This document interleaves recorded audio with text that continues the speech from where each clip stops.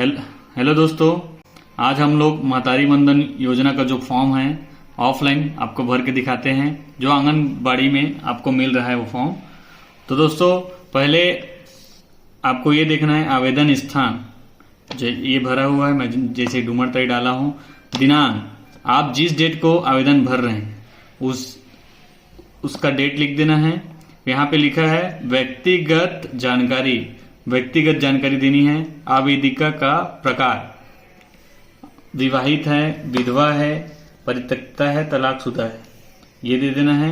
तो आप विवाहित में आपको क्लिक करना है। अगर आप विधवा वाले भर रहे हैं तो विधवा में क्लिक करना है, परित्यक्ता वाले भर रहे हैं तो परित्यक्ता में, तलाकशुदा भर रहे हैं तो तलाकशुदा में क्लिक करना है। ठीक है, यहाँ पे आपको स्वसत्यापित फोटो देना है।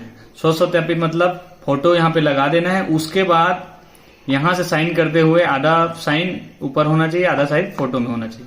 ठीक है, उसके बाद आपको सेकंड पॉइंट लेके चलते हैं। आवेदिका का नाम, यहाँ पे लिखा है आधार कार्ड के अनुसार जो नाम है। आधार कार्ड में जो नाम लिखा है आप देख सकते हैं। किसी आपने अगर कोई भी फॉर्म भर रहे हैं तो उसमें आधार कार्ड में जो नाम लिखा है वही नाम यहाँ पे डालना है।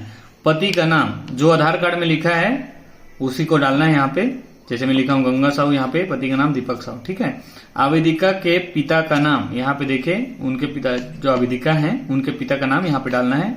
जैसे मैं डाला हूं प्यारेलाल साहू।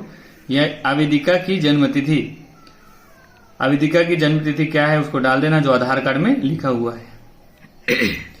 ठीक है, यहाँ पे 5 पॉइंट तक आपको समझा दिया हूं, आप अच्छे से भर लीजिए जैसे भर रहे हैं। जन्मतिथि के सत्यापन हेतु संलग्न दस्तावेज का विवरण, ये देखिए जो संलग्न है उस पर टिक लगाएं। आप इसके एवज में कोई भी डॉक्यूमेंट जमा करें, जैसे जन्म प्रमाण पत्र, पैन कार्ड, मतदाता परिचय पत्र, 10वीं की अंक सूची, साला दाखिल खारिज का प्रमाण पत्र, ड्राइविंग लाइसेंस, इन सभी में से कोई एक देना है, उसमें टिक कर देना है। जैसे आप पैन कार्ड दे रहे हैं तो पैन कार्ड में आपको टिक करके आगे बढ़ना है। उसके बाद 7वें पॉइंट में आप देख सकते हैं आवेदिका की जाति, जैसे कोई भी आप जाति के हैं तो यहाँ पे आपको जाति डाल देना है। जैसे मैंने तेरी डाला है। वर्ग, कौन से वर्ग में आते हैं, ST SC OBC, तो OBC का है अन्य पिछड़ा वर्ग, यहाँ पे अन्य पिछड़ा वर्ग मैंने डाल दिया है। 8वां पॉइंट में आते हैं। 8वां पॉइंट देख सकते हैं, क्या आवेदिका विशिष्ट पिछड़ी जनजाति श्रेणी की है। अगर आप विशिष्ट पिछड़ी जनजाति श्रेणी में आते हैं तो यहाँ पे हाँ डाल सकते हैं, अगर नहीं आते तो यहाँ पे नहीं लिख सकते। अगर पिछड़ी जनजाति की श्रेणी में आते हैं तो यहाँ आप देख सकते कमार, बैगा, बिरहोर, पहाड़ी कोरवा, अबुझ माड़िया, भूंजिया, पांडो। अगर पिछड़ी जाति में आते हैं उसमें आपको टिक कर देना है। अब आते हैं 10वें पॉइंट में, नहीं आते तो नहीं करके यहाँ पे टिक कर दें। 10वें पॉइंट में आ जाते हैं आवेदिका का स्थायी पता, जो आपका पता आधार कार्ड में लिखा हुआ है उस पते को पूरा यहाँ पे फिल कर देना है, यहाँ पे भर देना है। तो देखिए मैंने यहाँ पे फिल कर दिया है। ये देखिए, अगर आप नगर निगम में रहते हैं तो यहाँ पे अपने वार्ड का नाम लिखना है। जैसे मैंने बाबू जगजीवन राव वार्ड लिखा है यहाँ पे। यहाँ पे आपको राज्य छत्तीसगढ़ यहाँ लिखा हुआ है। जिला यहाँ पे रायपुर, जैसे रायपुर जिला का हूँ, आप कोई भी जिला के हैं तो आप डाल सकते हैं। तो मैंने रायपुर ब्लॉक, ये आप ब्लॉक डाल सकते हैं किस ब्लॉक में आते हैं। अगर आप पंचायत के हैं तो आप पंचायत का नाम लिख सकते हैं। राज्य छत्तीसगढ़, जिला रायपुर, ब्लॉक जैसे मेरा धरसीवा है। पंचायत, आप अगर आप पंचायत ग्राम में रहते हैं तो आप पंचायत यहाँ पे डाल सकते हैं, आपका पंचायत का नाम देना है। वार्ड क्रम, अगर नगर निगम में आप वास करते हैं तो यहाँ पे आपका नगर निगम वार्ड क्रमांक डाल देना है। अगर कोई गांव में वास करते हैं, कोई गांव में रहते हैं तो आप अपने ग्राम का नाम डाल सकते हैं। यहाँ पे डालना है अपने ग्राम का नाम। आंगनबाड़ी केंद्र का नाम, यहाँ अगर आपको पता होगा तो यहाँ पे डाल देना है, अगर नहीं पता है तो आपको नहीं डालना है। अगर आंगनबाड़ी में आप ऑफलाइन जमा करेंगे तो वहां वो भर देंगे। ठीक है, यहाँ पे 11वां नंबर, आवेदिका का आधार कार्ड का क्रमांक, जो 12 डिजिट का उनका आधार कार्ड का क्रमांक है वो यहाँ पे डाल देना है। जैसे मैं लिखा हूँ 626675273869, ये उसको डाल देना है। और आवेदिका के पति का आधार कार्ड क्रमांक, आवेदिका का जो पति है उनके भी आधार कार्ड में 12 डिजिट का नंबर यहाँ पे डाल देना है। ठीक है, अगर कोई विधवा है, परित्यक्ता है, तलाकशुदा है तो पति का आधार कार्ड नंबर डालने की जरूरत नहीं। ठीक है, तो मैं इस फॉर्म के साथ अपना आधार नंबर प्रस्तुत जमा कर रही हूं और स्वेच्छा से महिला एवं बाल विकास विभाग छत्तीसगढ़ को सहमति देती हूँ कि मेरे आधार विवरण का उपयोग मुझे प्रमाणित करने और महतारी वंदन योजना का लाभ देने के लिए किया जा सकता है। ये आपका सहमति पत्र है। दूरभाष मतलब अपना मोबाइल नंबर यहाँ पे दे देना है। 10 डिजिट का जो मोबाइल नंबर है तो यहाँ पे दे देना है। अगर और कोई मोबाइल नंबर है तो यहाँ पे दे सकते हैं, मैं जैसे डाला। ठीक है, अब 13 नंबर में आ जाते हैं। आवेदिका का पैन कार्ड क्रमांक, जो पैन कार्ड में 10 डिजिट का क्रमांक रहता है यहाँ पे डाल देना है। वे वैकल्पिक दस्तावेज, ये विकल्प है, इसको नहीं डालेंगे तभी चलेगा। राशन कार्ड क्रमांक वैकल्पिक दस्तावेज, ये राशन कार्ड का जो ऊपर का क्रमांक रहता है उसको यहाँ पे डाल देना है। मुखिया का नाम यहाँ पे दे देना है। ये देखिए 15 नंबर, आवेदिका के पति का पैन कार्ड क्रमांक, ये वैकल्पिक है, अगर दे भी सकते हैं नहीं भी दे सकते। यहाँ पे 10 डिजिट का यहाँ पे नंबर डाल देना है। 16 नंबर पे आ जाते हैं।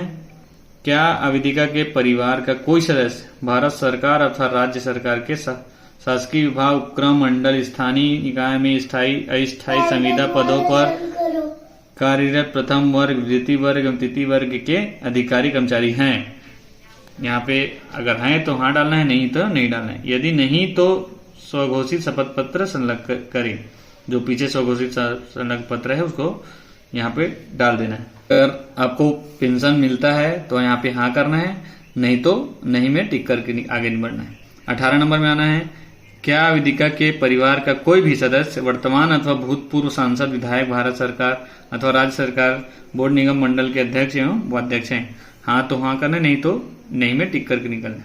उसके बाद 19 नंबर, क्या आवेदिका स्वयं अथवा उसका परिवार आयकर दाता है? परिवार से तात्पर्य कोई अगर इनकम टैक्स भरते हैं, आयकर दाता है, तो अगर हाँ भरते हैं तो हाँ में करना है, और नहीं तो नहीं भरते तो नहीं लिख के आगे बढ़ना है। यदि नहीं तो स्वघोषित शपथ पत्र संलग्न करें।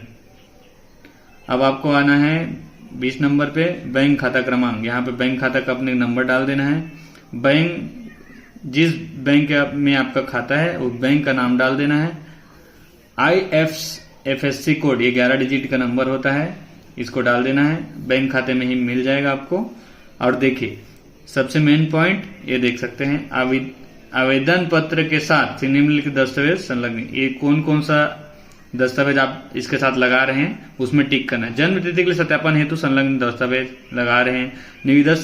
निवास संबंधी सक्षम प्राधिकारी जारी प्रमाण पत्र, निवास प्रमाण पत्र के लिए लगा रहे हैं। राशन कार्ड लगा रहे हैं। आवेदिका का आधार कार्ड लगा रहे हैं। विवाहित होने की पुष्टि हेतु प्रमाण पत्र लगा रहे हैं। जो डॉक्यूमेंट आप दे रहे हैं वो सब लगा। आवेदिका के पति का पैन कार्ड, पति का आधार कार्ड और बैंक पासबुक, ये सब जो डॉक्यूमेंट आप लगा रहे हैं, जो फॉर्म आप लगा रहे हैं उसको यहाँ पे टिक कर देना है। और आवेदिका को यहाँ पे साइन करना है। पता यहाँ पे अपने गांव का नाम लिख के यहाँ पे दिनांक डाल देना जिस डेट में आप फॉर्म भर रहे हैं। अब ये आ जाते हैं स्वघोषणा शपथ पत्र। ये शपथ पत्र है। ये मैं जो नाम है वो लिख देना है, पति का नाम लिख देना है। यहाँ पे अपना पूरा एड्रेस दे देना है, पता पूरा। अब जहां आप स्थायी रूप से रहते हैं उसका भी पता दे देना है। और देखिए शपथ पूर्वक प्रमाणित करती हूँ, ये शपथ पत्र है। मैं अथवा मेरे परिवार का कोई भी सदस्य वर्तमान में भारत सरकार अथवा राज्य सरकार के शासकीय विभाग, उपक्रम, मंडल, स्थानीय निकाय, अस्थायी संविदा के प्रथम, द्वितीय, तृतीय अधिकारी कर्मचारी, कोई कर्मचारी है कोई कर्मचारी नहीं है, इसके लिए मैं शपथ पत्र दे रही हूँ। ये शपथ पत्र है, ये आप पढ़ लीजिए अच्छे से। मेरे पति का व्यवसाय, यहाँ पे कार्य में मजदूरी या कोई भी काम करते हैं उसको यहाँ पे डाल देना है। ठीक है। अब पति परिवार की सभी स्रोतों से कुल वार्षिक आय, अगर वार्षिक आय होती है तो वार्षिक आय डाल देना है, नहीं तो खाली छोड़ देना है। परिवार में कोई भी सदस्य आयकरदाता नहीं है वो लिख के यहाँ पे आवेदिका का हस्ताक्षर करना है। और यहाँ पे भी आवेदिका का हस्ताक्षर लगेगा। यहाँ पे शपथ पत्र में लिखा गया है, आवेदन पत्र दिए गए विवरण तथ्य मेरे विवेक से सत्य हैं। यदि आवेदन पत्र में दिए गए कोई विवरण तथ्य मिथ्या पाए जाते हैं तो मेरे विरुद्ध कार्रवाई करते हुए आवेदन स्वतः निरस्त किए जाने पर मुझे कोई आपत्ति नहीं है होगी तथा झूठे शपथ पत्र प्रस्तुत किए जाने के कारण की गई विधि सम्मत कार्रवाई के लिए मैं स्वयं जिम्मेदार होंगी। ये लिख के यहाँ पे हस्ताक्षर कर देना है, नाम लिख देना है, पूरा पता लिख देना है। उसके बाद एक गवाह का हस्ताक्षर और नाम यहाँ पे दे देना। तो दोस्तों ये वीडियो आपको कैसा लगा आप कमेंट करके जरूर बताएं। अभी तक इस वीडियो को आपने लाइक नहीं किया तो लाइक जरूर कर देना। चैनल में पहली बार तो प्लीज सब्सक्राइब करके बेल आइकन बटन प्रेस जरूर करें। धन्यवाद, मिलते हैं नेक्स्ट वीडियो में।